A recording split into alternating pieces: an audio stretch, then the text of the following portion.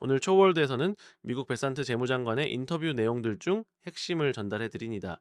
첫 번째로 대통령이 로즈 가든에서 공개한 차트 수치를 근거로 미국이 세계 최고 관세율에 이를 것이라는 주장과 이 결정을 내리기까지의 과정에 대한 질문이 제기되었습니다. 이에 대해 재무장관은 대통령이 오랜 기간 관세 정책을 고민해 왔으며 첫 임기 때 중국에 대해 관세를 시행한 경험이 이번 결정의 밑거름이 되었다고 설명했습니다.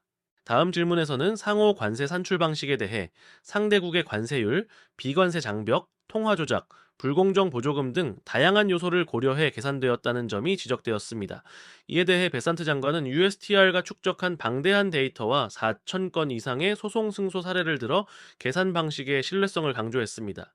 또한 중국의 경우 기존 20% 관세에 추가로 34%의 관세가 부과되어 총 54%가 될 것이라는 구체적인 수치가 언급되었고, 일부 국가들이 실제 부과되는 관세와 차이가 있다며 이의를 제기할 가능성에 대해 질문이 있었습니다.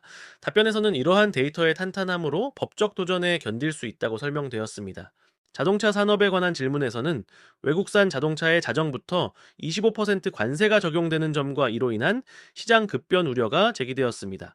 이에 대해 정부는 외국산보다 미국산 구매를 권장하여 소비자와 산업계를 보호하겠다는 입장을 밝혔습니다.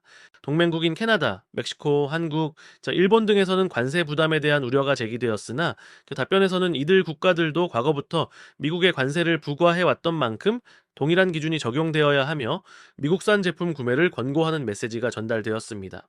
보복 조치와 관련해 즉각적인 대응은 무역 전쟁으로 확대될 수 있다는 우려가 있었고, 답변에서는 모든 관계국이 한번 진정하고 상황을 지켜봐야 한다는 점이 강조되었습니다. 관세 수익 측면에서는 전 세계에 10%의 관세가 적용될 경우 연간 약 3천억 달러의 수익이 창출될 수 있으며, 이 수익이 팁, 사회보장, 초과근무, 자동차 이자 비용 면제 등 근로자 혜택으로 전환될 것이라는 전망이 제시되었습니다. 또한 초기에는 높은 관세 수익이 발생하겠지만 시간이 지나면서 공장이 미국으로 이전함에 따라 관세 수익이 기업 수입과 임금 상승으로 전환되어 국내 경제 활성화로 이어질 것이라는 분석이 있었습니다.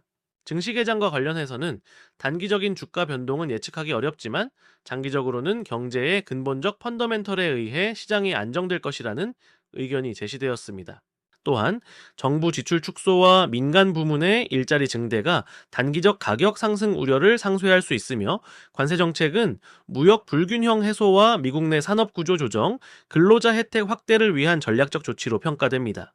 마지막으로 캠페인 기간 중 약속되었던 세제 혜택을 이번 관세 수익으로 충당할 수 있다는 점과 내부 위기를 극복하며 경제 구조를 개선할 수 있다는 자신감이 드러났습니다.